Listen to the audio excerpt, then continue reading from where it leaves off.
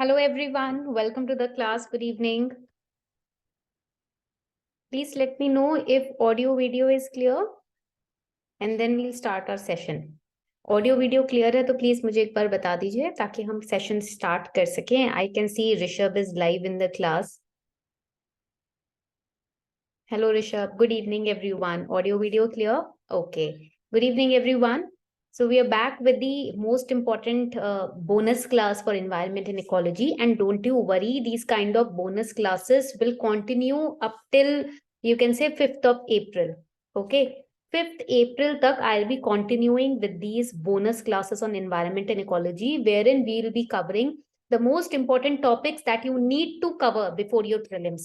Prelims से पहले कुछ ऐसे important topics है on which repeatedly they have asked questions in the previous year question paper, and that is why I'm making, after going through the previous year question papers, I am creating these kind of classes for you. 10 के around हम important topics पढ़ेंगे. ठीक है, every now and then classes will be conducted, so the group will be active. The group will not be deleted for this batch. It will be active till your prelims. 28 मई तक ये group active रहेगा. तो whenever we conduct any live class or if I upload any recorded session, please go through it. 5 to 10 important topics we'll be covering in those sessions without wasting any time. Okay. And before I start this lecture, ऐसा नहीं है कि ये last class है, ऐसा भी नहीं है. I've told you after every 2-3 days now we have started resumed the most important series, most important topic based series. तो जो भी इंपॉर्टेंट टॉपिक्स आते जाएंगे न्यूज में और पहले से रिपीटेड क्वेश्चन बेसिस पे, वो मैं आपके साथ शेयर करती जाऊंगी. ठीक है. I be starting the modern Indian history and environment के नोट्स ऑल्सो मैं शेयर करना स्टार्ट करूंगी. I have compiled them all now. From tomorrow the sharing will start. Okay, so we have to revise as much as we can before our prelims. और 15 अप्रैल तक हमारी most of the revision खत्म हो जाएगी environment ecology की and modern Indian history की भी. ठीक है. So let's get started. Before we start the session, here's a small announcement. If this is the right time till your 25th of April ना, you have to go through the previous year question papers. 25 अप्रैल तक आप एक बार previous year, at least last 10 years PYQs you have to go through them, so that your confidence will boost. Plus your revision of those questions which have been repeatedly asked will also be done. And UPSC, ये बहुत बड़ा myth है market में कि UPSC question repeat नहीं करता. UPSC अगर आप ध्यान से देखो, क्वेश्चन हर साल रिपीट हो रहे हैं, specially on topics like inflation, specially on topics like biosphere reserves. Right. तो ऐसे कुछ टॉपिक्स हैं गिने चुने जिनके ऊपर लेजिस्लेचर, प्रीएम्बल के ऊपर तो हर साल क्वेश्चन रिपीटेड. लिबर्टी, ये कुछ टॉपिक्स है जिसके ऊपर हर साल आप क्वेश्चन देखोगे. And in prelims even 1 mark can gain you the, make you gain the entry into the mains का गेट. तो इसीलिए हमको, for that I have this very important book, because all my sessions have been created from this book only. Why I know कि previous year question papers are getting repeated? Because I've gone through the 28 years का UPSC के question papers, both CSAT and GS paper 1. CSAT तो 2011 से and GS paper 1 1995 से 2022. I am not saying you have to go through the last 28 years. At least last 10-15 साल के question paper आप करके जाते हो ना सॉल्व, फिर कोई स्कोप नहीं रहता कहाँ फॉल्टर करोगे. कोई स्कोप नहीं रहेगा फॉल्टरिंग का. रिवीजन करो बार बार, कम से कम 2-3 बार 10 साल के क्वेश्चन पेपर सॉल्व कर लो. So this book is a must. I have given you the link in the PDF also and in the description box also. Please go through this book once. And let's get started. शुरू करते हैं आज का lecture. Now first I have started with the oldest nuclear power plant, because nuclear power plant के ऊपर in the last 6 years alternatively they are asking questions indirectly. ठीक है. How to remember the major nuclear power plants in India? कैसे याद करना है? Here's a little trick for all of you. Oldest nuclear power plant, it is in Tarapur in Maharashtra. So how can you remember it?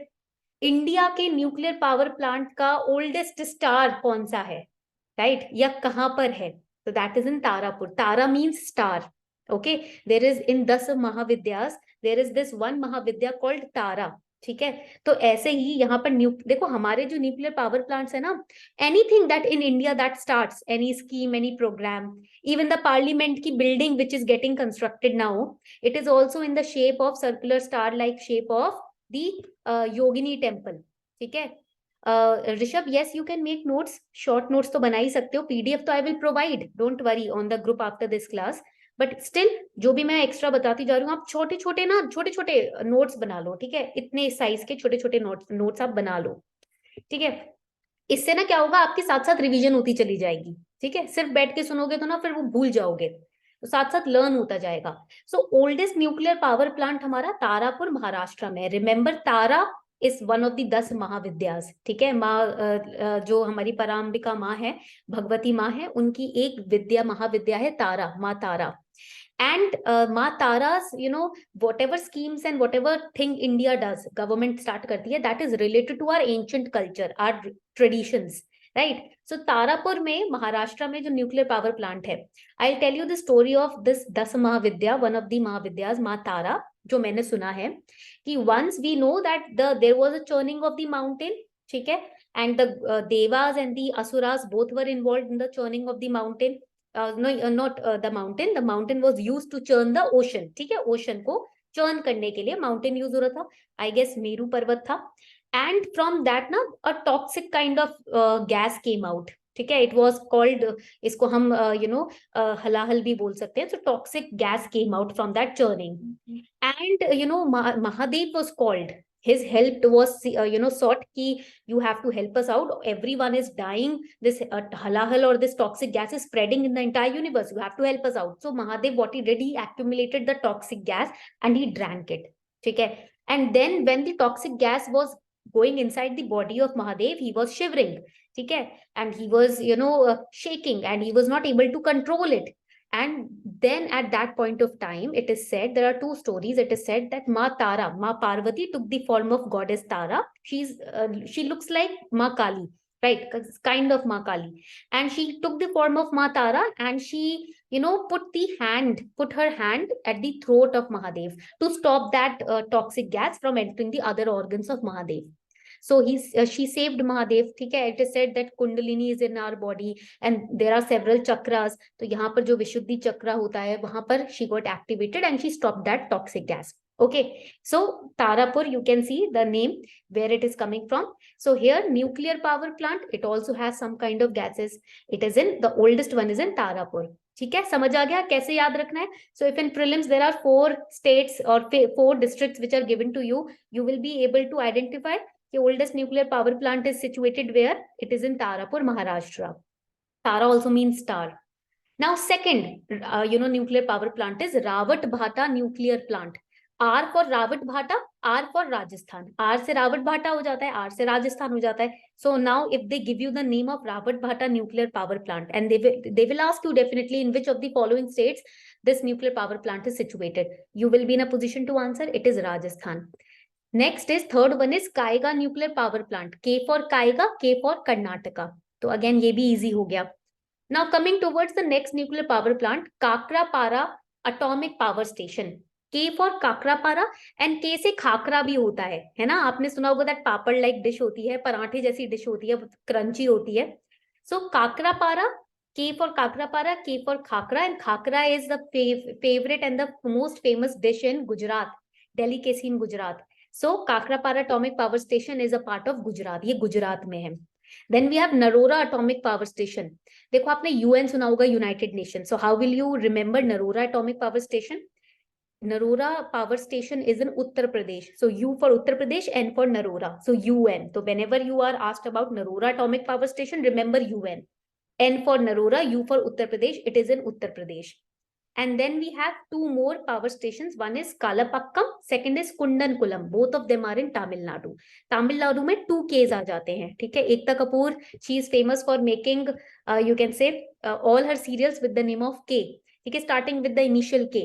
तो यहाँ पर आप देख सकते हो तमिलनाडु, यहाँ पर याद रखना एकता कपूर, ठीक है। Tamil Nadu, Ekta Kapoor. Why Ekta Kapoor? Because all her serial starts with the initials K. Kalapakkam and Kundankulam, they are in Tamil Nadu. यहां तक पॉइंट क्लियर हो गया सभी को? Rishabh please tell me, clear हो गया?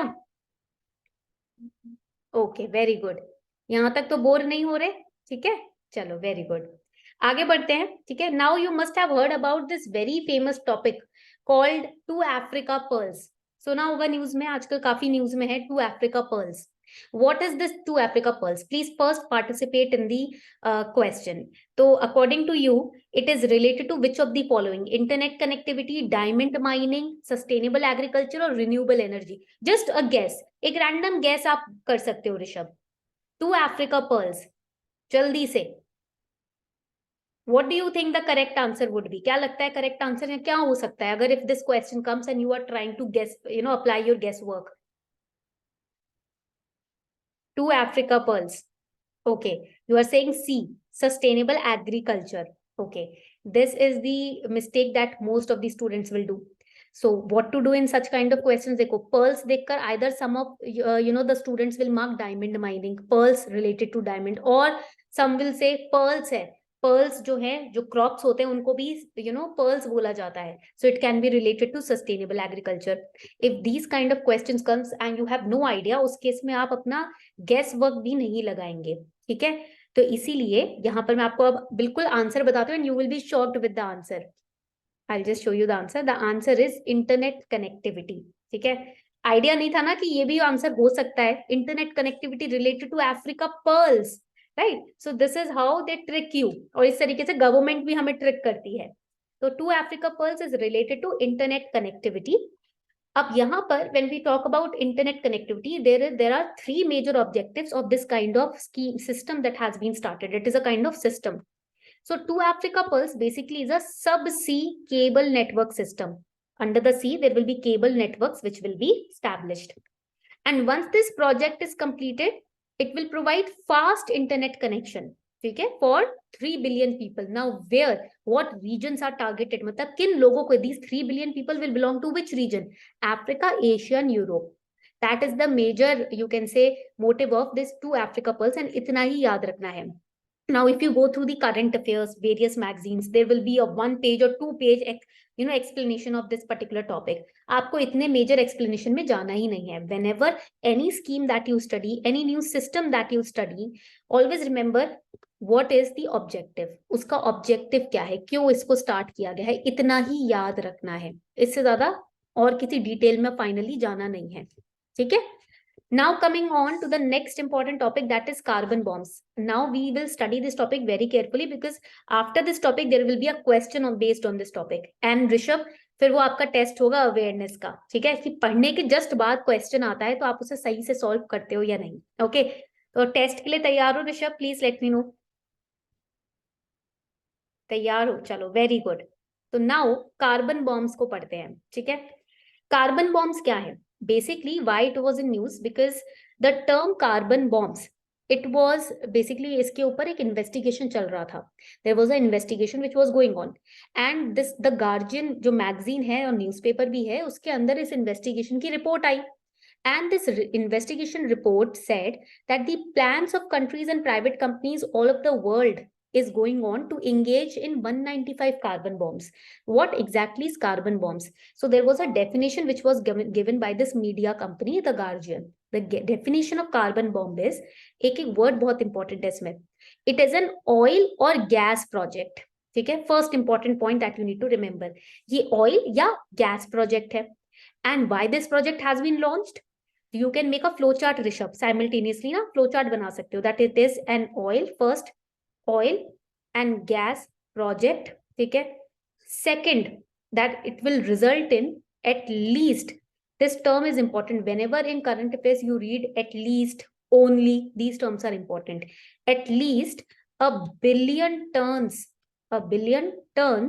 of carbon dioxide emissions.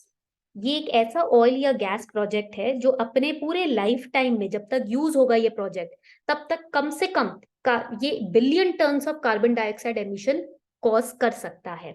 ठीक है, so is it useful for the environment? No, it is not useful for the environment. It is, you can say, harmful for the environment. Okay, that is why there is a separate study which is going on how to defuse these carbon bombs. अब ये project use होते हैं in आपकी different industries में. Oil और gas projects होते हैं, अलग अलग oil and gas related companies, they use it, right? But it is not safe for the environment.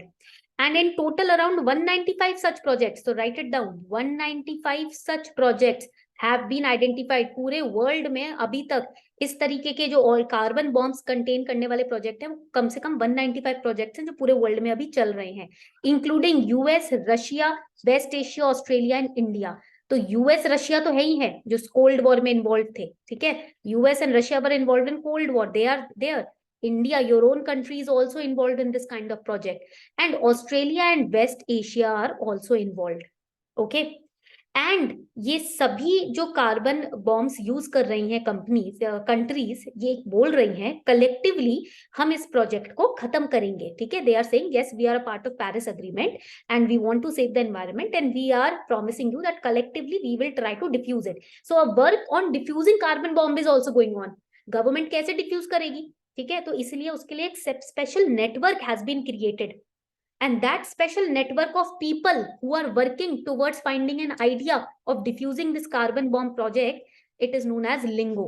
तो ये जो कार्बन बॉम्ब्स है इनको डिफ्यूज करने के लिए क्या किया जाएगा, क्या किया जा रहा है, एक लोगों का ना, साइंटिस्ट और डिस्कवरर्स का क्या किया जा रहा है, एक रिसर्चर्स का नेटवर्क बनाया गया है।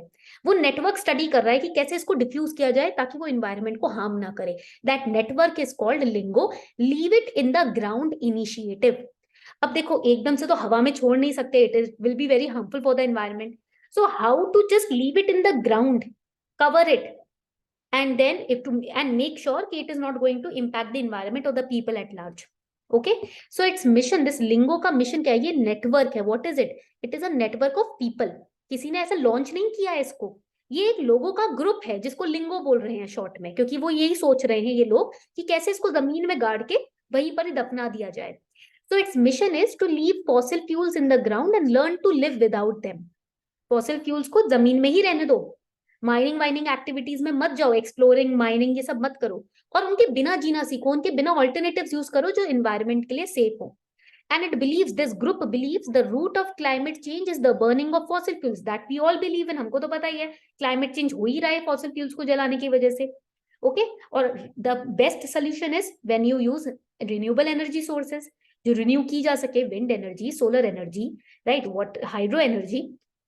And Lingo aims to organize ground support for protesting such projects. This network of people who are working to diffuse the carbon bomb, they are also protesting against such projects. They are saying that as soon as you can, wind up these projects, it will be good and healthy for the nation, for the world altogether. Okay, यहाँ तक point clear हो गया? Please मुझे बताओ ऋषभ, यहाँ तक doubt है कोई? Let me know Rishabh if there is any doubt till this point. ठीक है, क्लियर हो गया, चलो वेरी गुड। नाउ ऋषभ चलो आंसर करना है क्वेश्चन, ठीक है। Consider the following statements regarding the leave it in the ground initiative. Now let's suppose this question came in prelims. Its mission is to leave fossil fuels in the ground and learn to live without them. It was launched by UNEP in 2022. Which of the above statements is or are correct? कौन सा statement इसमें correct है? मैंने आपको बताया है क्या चीज है ये लिंगो, ये कोई स्कीम है या फिर ग्रुप ऑफ पीपल है? स्कीम है जिसको लॉन्च किया जाए, या लोग हैं जो नेटवर्क बना के इस गोल की तरफ काम कर रहे हैं कि कार्बन बॉम्ब्स को डिफ्यूज कैसे किया जाए? समझ के ऊपर आता है अब सब कुछ, जल्दी से बताओ which option is correct. Very good Rishabh, बहुत ही बढ़िया। Why second option is not correct? Second option क्यों करेक्ट नहीं है Rishabh? Let's see, second option क्यों करेक्ट नहीं है, जल्दी से बताओ। क्या रीजन है कि आपने सिर्फ वन ओनली ही चूज किया? Okay, so Rishabh is saying because it's launch by the guardian. देखो, गार्जियन ने लॉन्च नहीं किया, गार्जियन एक मीडिया कंपनी है, ठीक है। तो उन्होंने इन्वेस्टिगेट किया कार्बन बॉम्ब्स के बारे में, उन्होंने हमें बताया है कि ये जो कंट्रीज है ना, इंडिया, रशिया, यूएसए, ये कंट्रीज मिलकर बोल रही हैं कि ये गलत प्रोजेक्ट है कार्बन बॉम्ब, हमें इसको डिफ्यूज करना है। उसके लिए हमने अपना नेटवर्क बनाया हुआ है, वो नेटवर्क है लिंगो जो इस पे काम कर रहा है कि कार्बन बॉम्ब को डिफ्यूज कैसे करें। अब समझ आया? Guardian is a media company which has done this investigative research, environmental media company है, ठीक है। तो ये एक इन्वेस्टिगेटिव प्रोजेक्ट लॉन्च किया गया है जिसके अंदर एक नेटवर्क तैयार किया गया है। कंट्रीज ये बता रही हैं हमें, वो नेटवर्क काम कर रहा है ये ढूंढने में, ये सोल्यूशन निकालने में कि कैसे इस फॉसिल फ्यूल्स को हम जमीन में छोड़कर उसके बिना लाइफ को जीना सीख सकते हैं। तो हमें रिसर्च करके बताया जाएगा कैसे हम ऑल्टरनेटिव सोल्यूशंस ढूंढ सकते हैं towards using the renewable sources of energy. Okay, चलो let's answer the second question. Let's say ये क्वेश्चन आ जाता है आपका प्रीलिम्स में। With respect to the lingo, leave it in the ground initiative, consider the following statements. It is launched by UNEP. It aims to leave fossil fuels in the ground and learn to live without them. It aims to organize ground support for protesting carbon bombs. कौन सा statement सही है ऋषभ, जल्दी से बता दो, बहुत easy question है ये वाला तो। Okay, so Rishabh is saying answer is C, very good, बहुत ही बढ़िया। ठीक है, तो अब ये क्वेश्चन आया तो ऋषभ गलत तो नहीं मार्क करके आने वाला है ना। So 2 and 3 are the correct answer. अब आपने सुना होगा अभी ऑस्कर्स में RRR, राइट, RRR मूवी देखिए, ऑस्कर मिला है उसको। ठीक है, एंड अभी मॉडर्न इंडियन हिस्ट्री की क्लास में मैंने एक वीडियो भी अपलोड किया था एंड PDF भी डाला था regarding RRR। There are 2 important heroes, Alluri Sitarama Raju and Komaram Bheem, right. तो उन दोनों रेवोल्यूशनरी हीरोज के ऊपर वो मूवी बनी है। It is a fictional movie, story line same नहीं होगी, but yes the revolutionary heroes which have been portrayed they are real. ठीक है, so secondly another movie also got the Oscar, Elephant Whisperer, एक short documentary है। so it's a Tamil documentary which won the best Oscar, best documentary short film Oscar. it's a 40-minute movie। तो अभी 95th academy awards हुए थे, उसमें हमारे Indian documentary, Tamil documentary को भी अवार्ड मिला है। तो let us understand that because इसमें काफी इंपॉर्टेंट एस्पेक्ट्स है एनवायरमेंट इकोलॉजी के लिए। You have to be very careful. There are students, they say कि we don't watch these Oscars and everything, right? We don't read these kind of news. Movies वगैरह किसको क्या award मिल रहा है हमें क्या मतलब। बट UPSC यही तो देख रहा है कितने आसपास एनवायरमेंट के बारे में अवेयरनेस है। इट इज नॉट कि you will shut yourself in the room and just study, right. You have to be aware, you have to go out, meet people, explore people. अपनी पर्सनैलिटी को ऐसा बनाना है कि हमें ये नहीं है कि एक ही चीज में, सब्जेक्ट में बहुत एक्सपर्टीज हासिल कर ली है, हर चीज के बारे में थोड़ा बहुत ज्ञान है, इतनी अवेयरनेस है हमें। ठीक है, तो यही चेक होगा UPSC में। तो देयर आर 99% चांसेस कि question on RRR, the heroes which have been involved, the revolutionary heroes and elephant whisperers can be asked.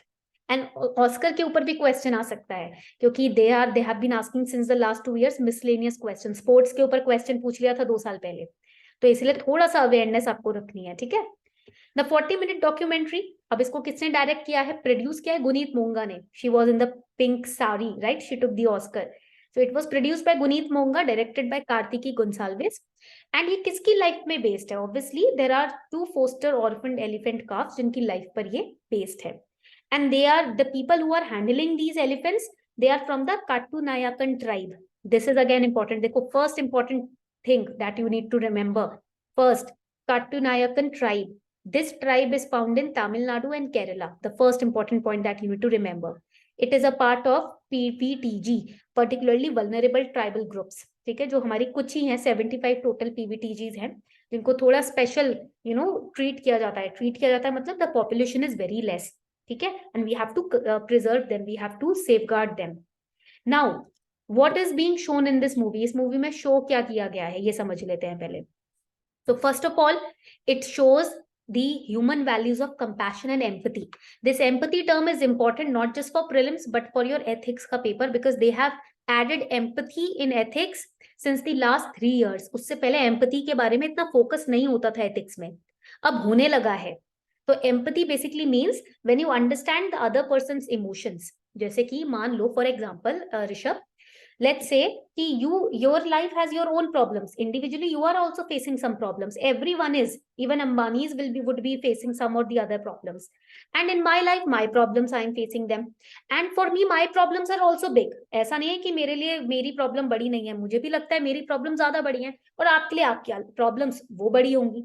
For example, your problem is कि ma'am, there are not much, you can say, good teachers for, let's say, history or economy or polity, and I am struggling with polity subjects. Teachers इतने नहीं हैं, और यही मेरी life की सबसे बड़ी प्रॉब्लम है अभी कि मुझे पॉलिटी समझ नहीं आ रहा, पॉलिटी ग्रैप्स नहीं कर पा रहा हूं मैं। ठीक है, पर मेरी लाइफ की प्रॉब्लम ये होगी कि भैया मुझे पढ़ाना भी है, मुझे अपना भी मास्टर्स के लिए पढ़ना है। मेरी प्रॉब्लम यही चल रही है कि मास्टर्स के एग्जाम आने वाले हैं, फिर मैं पढ़ाती भी हूँ, ये दोनों चीजें मैं कैसे टैकल करूँ, राइट, बड़ी दिक्कत है। मुझे आपकी प्रॉब्लम इतनी छोटी लगेगी, बड़ी नहीं लगेगी, मुझे लगेगा क्या है पॉलिटी के लिए बैठ के रो रहे हो, इतनी यूट्यूब पे वीडियोस है देख लो। बट मैं अब जिस दिन ये समझने लगूंगी कि वीडियोस तो है पॉलिटी की यूट्यूब पे बहुत सारी, बट एक कनेक्शन भी तो होता है टीचर के साथ कि उसकी बात हमें समझ आ रही है या नहीं, राइट। जिस दिन मैंने ये समझ लिया, आपके शूज में अपने आप को स्टेप इन करके ये बात समझ ली कि आपकी प्रॉब्लम भी मायने रखती है, वो एम्पैथी होता है। जिस दिन आपने समझ लिया, you step into my shoes and understand, yes, handling two things, kind of it becomes थोड़ा सा hectic for a person, right? So that means you are also showing empathy. You are understanding. You are not shrugging off my, you can say, problems. You are not saying कि क्या है इसमें, कमा तो रहे हो ना, पढ़ा रहे हो तो कमा भी रहे हो, इसमें क्या टेंशन ले रहे हो, यहाँ देखो हम पढ़ते हैं, बच्चे स्टूडेंट्स हैं, हम कमा नहीं रहे हैं। जिस दिन आपने ये हटाकर मेरी प्रॉब्लम समझना शुरू किया, रिलेट किया, वो एम्पैथी हो जाएगा। As an IAS officer this is required, because there will be so many people who will come to visit you in your office. Sir इस इस प्रोजेक्ट पे साइन कर दीजिए, सर हमारे एरिया में पानी नहीं आता, सर इलेक्ट्रिसिटी चोरी हो रही है। These are little problems. तो आपको तो घर जाके इलेक्ट्रिसिटी मिल रही है, पानी मिल रहा है, बट अगर आप एम्पैथी रखते हो अपने अंदर, तो आप उनकी प्रॉब्लम समझोगे कि भाई बिना पानी के या बिना लाइट के कैसे जीना मुश्किल होता है। And then at the same time when they will come to you, you will try to solve the problem at the same time, at the same moment, right? That is empathy, that is required. उससे क्या होगा, empathy होता है तो red tapism नहीं होता कि file इधर से उधर बेचारे एक आम नागरिक की ट्रांसफर होती जा रही है, तो रेड टेपिज्म हट जाता है। That is why since the last 3-4 years they have added the concept of empathy in ethics, so that you as an officer can understand what this empathy is, why it is required. Okay, समझ आ गया? Same thing in this movie has been portrayed. If you understand the animals, you see that they don't have a voice like us. हमारी तरह वो अपने emotions को convey नहीं कर सकते. That's when empathy steps in. For example, I have a dog, a puppy, okay, and I can understand he was not eating from a few days. Since the last few days he was not eating, last month. And then I it was quite weird for me, because उससे पहले वो 4-4 बार दिन में खाना खा रहा है, और नेक्स्ट कुछ मंथ्स में ऐसा हो गया था कि वो 2 बार या 1 बार भी खाना नहीं खा रहा था। So I took him to the wait.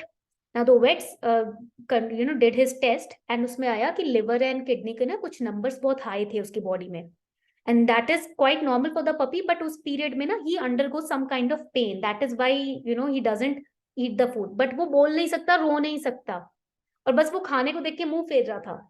तो वहां पर एम्पैथी काम करता है। Same in this movie has been shown how the tribal people relate with the animals when they know that these animals can not speak, can not project their emotions. मुझे दर्द हो रहा है, मैं आपको बता सकती हूँ कि ऋषभ आज मेरा सर दर्द है, मैं क्लास नहीं लूंगी, और आप समझ जाओगे।